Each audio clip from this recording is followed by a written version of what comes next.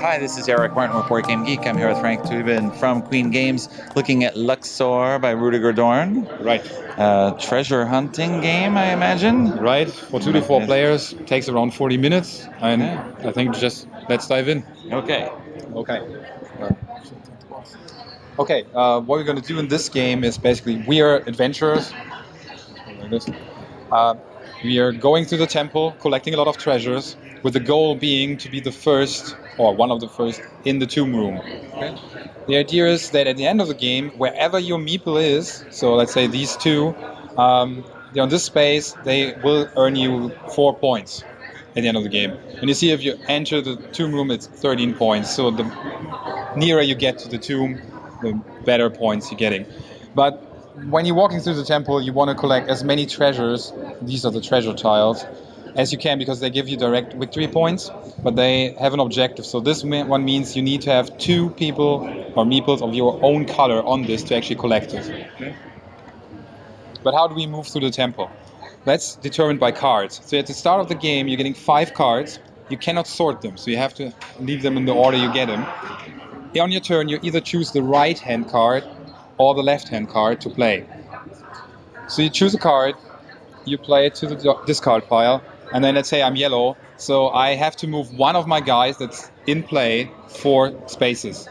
If there's an empty space, I just jump over it. So meaning if I would go like 1, 2, 3, 4, now I fulfill this tile, I would get the tile, get immediately 3 victory points that I put on the track, and I collect this because I want to collect a set, or at the end of the game, a set of 3 different treasures, so statues, vases, and this one gives me a set, and the more I collect, the more points I will get at the end there. Anyway.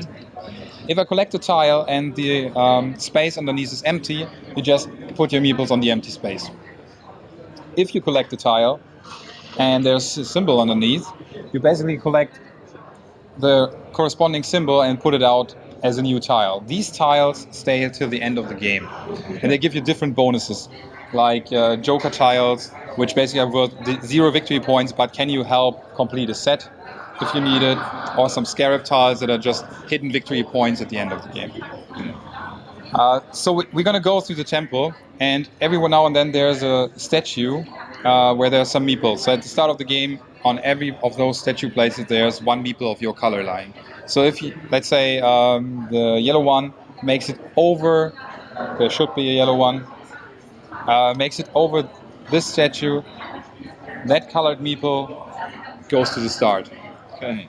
Through the course of the game, you will have 5 meeples, but they enter at different points in the game. Okay. Whenever you moved one of your guys and did the action, if you could, you draw a card from the draw pile and you put it right in the middle again. Okay. That's the mechanism how you get cards.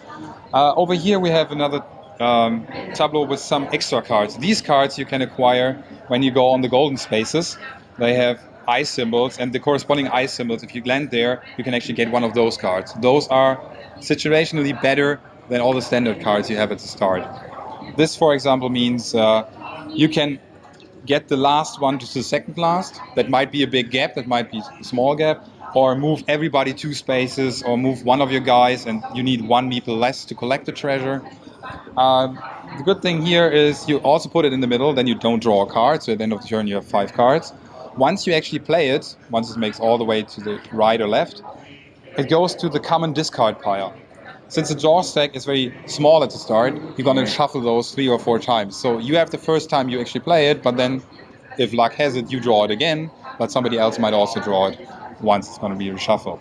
The game ends if 2 meeples actually make it into the room. The first one who does it gets the 5 bonus points, the next one 3 bonus points. But to enter the room, you actually need a key. The key is one thing you can also collect on those golden spaces. You either draw a card or you take a key.